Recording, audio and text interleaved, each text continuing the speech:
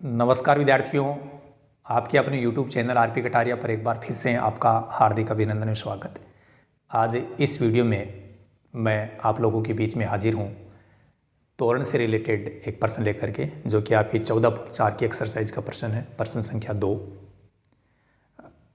इस प्रश्न को समझने से पहले आप लोगों को मैं बता दूँ कि यदि आप चाहते हैं कि ये क्वेश्चन हमें ऐसे से समझ में आए, तो इससे पहले क्वेश्चन का वीडियो है वो आपके अपने YouTube चैनल पे अपलोड हो चुका है, उसको आप ज़रूर देखिएगा और उसका लिंक है आपको इस वीडियो की कमेंट बॉक्स डिस्क्रिप्शन बॉक्स में भी उपलब्ध करवा दिया जाएगा, ताकि आप डायरेक्ट उस वीडियो तक पहुंच पाएँ। इस क्वेश्चन को समझने के लिए पहले क्वेश्चन को समझना बहुत ज़रूरी है। चलिए अब हम प्रश्न संख्या 2 की बात करते हैं। जिन व्यूअर्स ने अभी तक हमारे इस चैनल को सब्सक्राइब नहीं किया वो सब्सक्राइब कर लें। और अब हम इस प्रश्न की बात कर रहे हैं। प्रश्न संख्या 2 है, निम्न बंटन के लिए एक कम प्रकार का तोरण खींचिए, इसके बाद माध्यक भार भी ज्ञात कीजिए। यहाँ एक नई क्या आ गई है कि कम प्रकार का तोरण खींचना है। और पहला जो प्रश्न था जो मैंने पिछली वीडियो में बताया था, उसमें यह था कि सबसे पहले एक कम प्रकार की संचयी बारंबारता बंटन बनानी थी। प्रश्न में कहा गया था कि एक कम प्रकार की संचयी बारंबारता बंटन में बदलिए। अब यहाँ पर बोला नहीं है। क्यों नहीं बोला? क्योंकि जहाँ पे से कम ऐसा आ जाता है तो वो जो टेबल है वो है एक कम प्रकार की संचयी बारंबारता बंटन।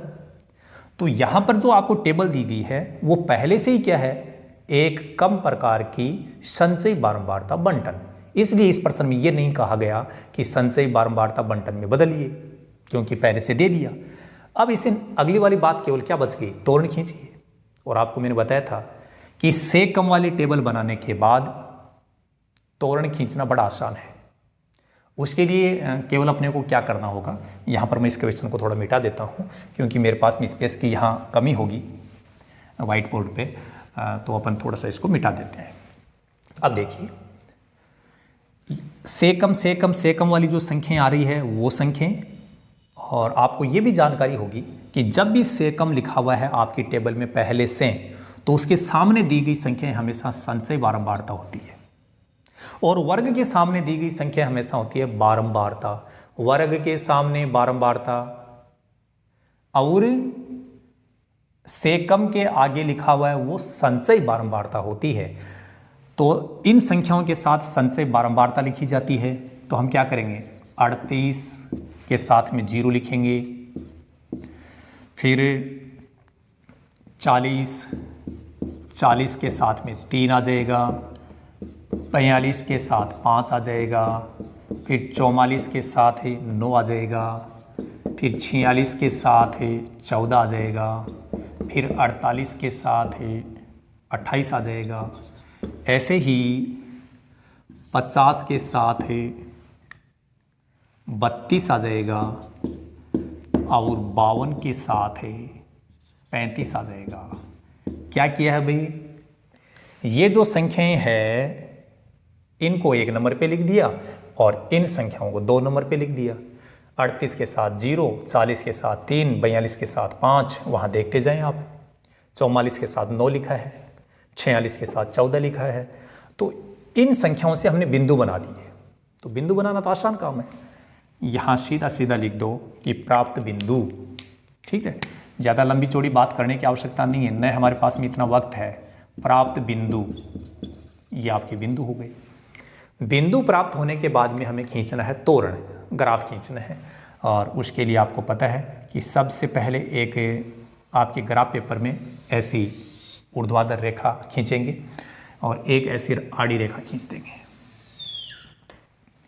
यह आपका वाई एक्सिस हो जाएगा, यह आपका ओरिजिन पॉइंट, या अपने हिंदी में कहें तो मूल बिंदु ओ हो जाएगा, और यह आपका हो गया अक्ष एक्सिस। जैसा कि आपको जानकारी है कि आपके ग्राफ पेपर में बड़े बड़े बॉक्स बने रहते हैं, तो वो बॉक्स मुझे यहाँ बनाने पड़ रहे हैं, लेकिन आप लोगों को वो बॉक्स बने बनाए मिलेंगे, तो कोई चिंता की बात नहीं है। आप लोग आराम से केवल संख्याएं लिखनी है। इधर ये बॉक्स ऐसे मिलेंगे, बॉक्स बड़े बड़े बॉक्स मिलेंगे आपको। और यदि कोई विद्यार्थी नोटबुक में इसको सीखना चाहता है तो वो बराबर दूरी से इस प्रकार के बॉक्स बना सकता है। अक्स वाली जितनी भी संख्याएं दी गई है वो हमेशा अक्स एक्सिस पे लिखी जाएंगी। तो 38 से स्टार्ट हो रहा है और दो दो का अंतर चल रहा है लगातार, 38, 40, 42, 44 एक जैसा अंतर चल रहा है। तो वो संख्या आप यहाँ से लिखना स्टार्ट कर दें, 38, 40, 42, 44, 46, 48, 50, 52 हो गया। तो अक्स एक्सिस पे कौन सी संख्या लिखनी है अपने को? अक्स के जो मान है, यहाँ पर जो अक्स के मान दिए गए हैं अपने को, ये कहाँ लिखना है? अक्स अक्स पे लिखना है। बिल्कुल सिंपल काम है। 38 से स्टार्ट हो रहा था, 38, 40, 42, 44, 46, 48, 50, 52 हमने लिख दिया।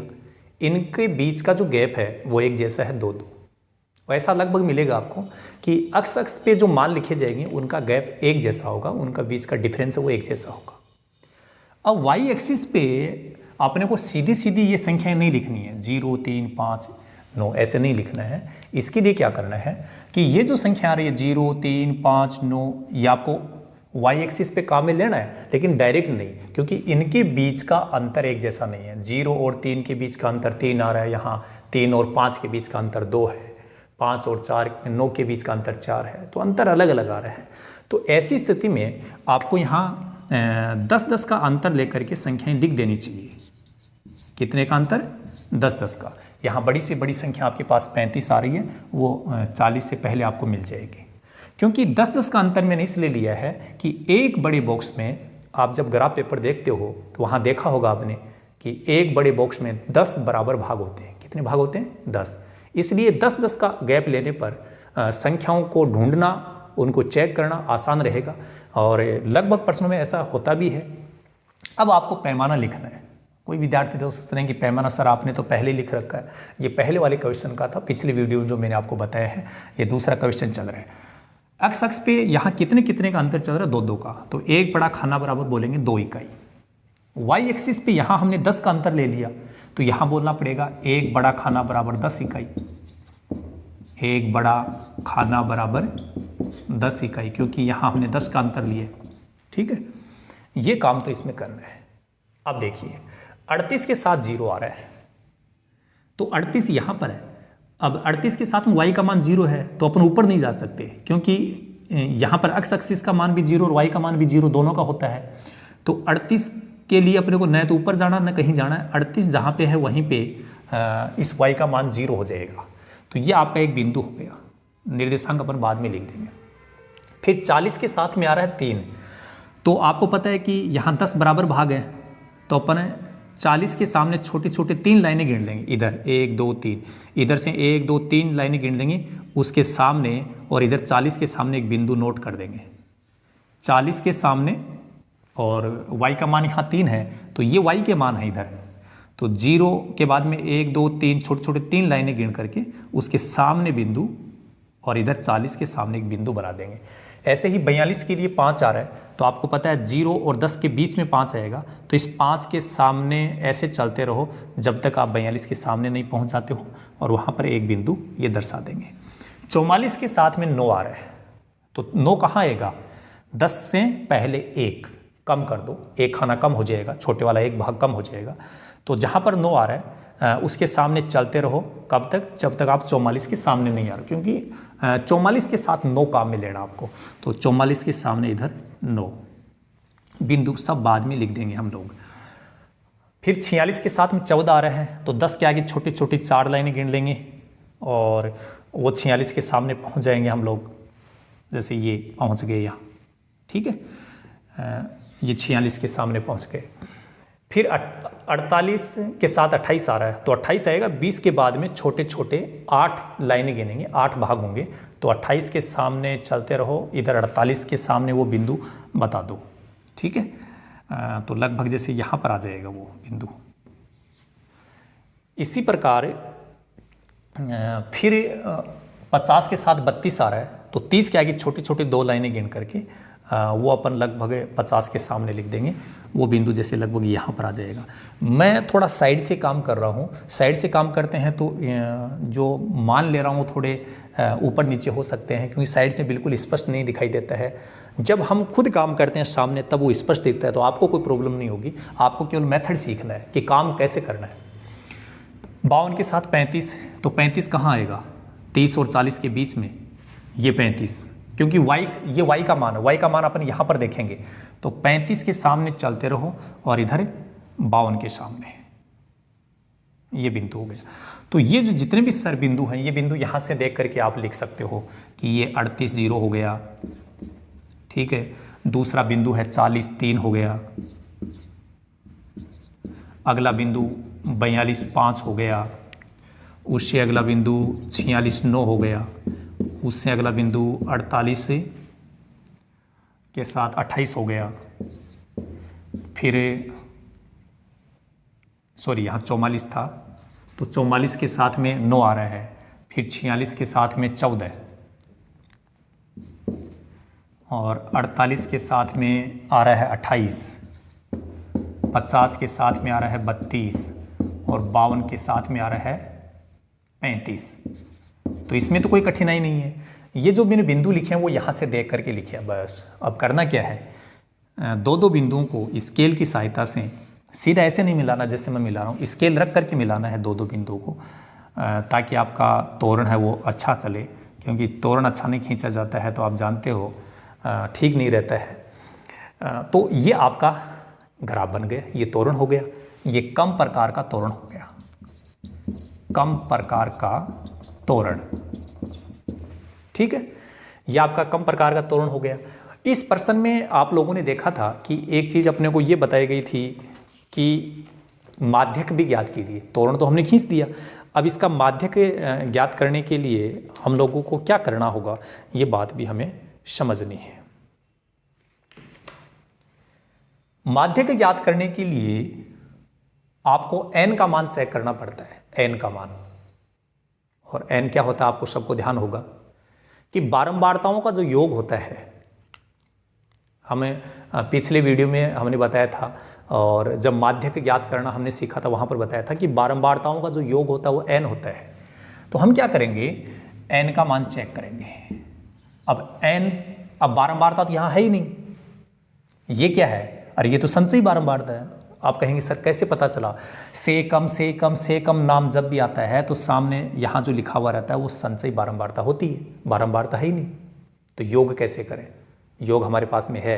हम जानते हैं कि बारंबारताओं का जो योग होता है वो संचयी बारंबारता की लास्ट वाली संख्या के बराबर होता है। यह आपने जब माध्यक वाला प्रश्न किया था ना, वहां पर आपको समझ में आया होगा। यदि अभी तक समझ में नहीं आया तो पिछले वीडियोज को आप जरूर देखिएगा, नहीं तो ये बात आपको कम समझ में आएगी। n/2, n का मान यहाँ 35 होगा और ये 17.5। तो अपने को केवल ये चेक करना है कि ये जो 17.5 है ना, ये y एक्सिस पे कहाँ आएगा। तो 10 के बाद में छोटी छोटी 7 लाइनें गिन लेंगे अपन, क्योंकि यहाँ 10-10 का गैप आ रहा है तो, और 10 बराबर भाग हैं। आप देखते हो बड़े बॉक्स में 10 भाग होते हैं, तो 10 के आगे छोटे छोटे 7 लाइनें गिन लेंगे। फिर 8वीं लाइन और 7वीं लाइन के बीच में से एक बिंदु ले लेंगे, मान लीजिए वो यहाँ आ गया है ना, और इसको अपन क्या करेंगे, ऐसे डॉट डॉट करते जाएंगे, ऐसे स्केल की सहायता से आगे बढ़ाते जाएंगे और ये इस ग्राफ को कहीं ना कहीं टच जरूर करेगा, और जहाँ टच करेगा उसके सामने नीचे की तरफ इसको और बढ़ा देना, और यहाँ पर देख लेना कि अक्ष का मान कितना है। यहाँ हमने दो का अंतर लिया है, इसका मतलब कितने खानों पर कितना भाग बनेगा समझना है। यहाँ छोटे छोटे 10 भाग हैं, ठीक है, और अंतर हमने 2 का लिया ना, तो ये बात समझनी होगी कि कितने खानों पर ये बनेगा। तो 46 के बाद में छोटे छोटे खाने जो भाग बने हुए हैं उनको गिन करके चेक कर लो कि वहाँ पर अक्ष का मान कितना होगा, और वहाँ पर जो अक्ष का मान होगा वही आपका क्या हो जाएगा, माध्यक। अब यहाँ पर मैं बिल्कुल क्लियर ये नहीं बता पाऊंगा कि अक्ष का मान कितना होगा, कारण क्योंकि मैंने जो यहाँ बॉक्स बना रखे हैं वो छोटे बड़े बन रहे हैं, यहाँ पर भी छोटे बड़े बन रहे होंगे, इसलिए एक्यूरेट वैल्यू मेरे पास में नहीं आएगी। लेकिन जिस तरीके से मैंने आपको बताया है, यदि उस तरीके से आप ग्राफ पेपर में करोगे तो आपका उत्तर बिल्कुल राइट आ जाएगा, कोई प्रॉब्लम नहीं है, तो आपने देखा कि जब पहले से ही अपने को से कम वाली टेबल दे दी जाती है तो उसका त्वरण खींचने के लिए करना कुछ नहीं है, केवल बिंदु बनाओ, क्योंकि सब कुछ अपने को दे रखा है, टेबल में कुछ नहीं करना था। बिंदु बनाए, बिंदु क्या है, इन संख्याओं के साथ इन संख्याओं को लिखते जाओ और निर्देशांक बना दो और त्वरण खींच दो। त्वरण के बाद में माध्य के लिए n का मान चाहिए। n होता है बारंबारताओं का योग, बारंबारताओं का योग हमारे पास में यहाँ नहीं है क्योंकि बारंबारता नहीं है। बोल सर ये रही, अरे ये तो संचयी बारंबारता है, लेकिन हमें पता है कि संचयी बारंबारताओं का जो अंतिम मान होता है वही बारंबारताओं का योग होता है, वही n का मान होता है। तो n का मान अपन यहाँ से भी चेक कर सकते हैं, n/2 लिख करके ये संख्या प्राप्त कर लो सरल करके, और यहाँ जो संख्या आती है वो आपको y अक्ष के ऊपर चेक करनी है और उसके सामने डॉट डॉट डॉट करते हुए उसको आगे बढ़ाना है। कब तक? जब तक आप थके नहीं। ऐसा नहीं है भाई हम जरूर थक जाएं, इसी को आगे तब तक बढ़ाना है जब तक वो अपने इस त्वरण को कहीं न कहीं काटे नहीं, प्रतिच्छेद नहीं करे। और जैसे ही जहाँ काटता है फिर उस बिंदु से नीचे की तरफ उसको बढ़ा देना और वो अक्ष को जहाँ मिलता है वहाँ पर अक्ष का मान चेक कर लो, वो आपका माध्यक होगा। इस वीडियो में हमने से कम प्रकार की टेबल से त्वरण कैसे खींचा जाता है, उसका माध्यक कैसे ज्ञात किया जाता है, इसकी हमने बात की। इस वीडियो में हम ज़्यादा डिस्कस नहीं करेंगे, इस वीडियो में केवल इतना ही। So thank you so much, all the best, be positive always.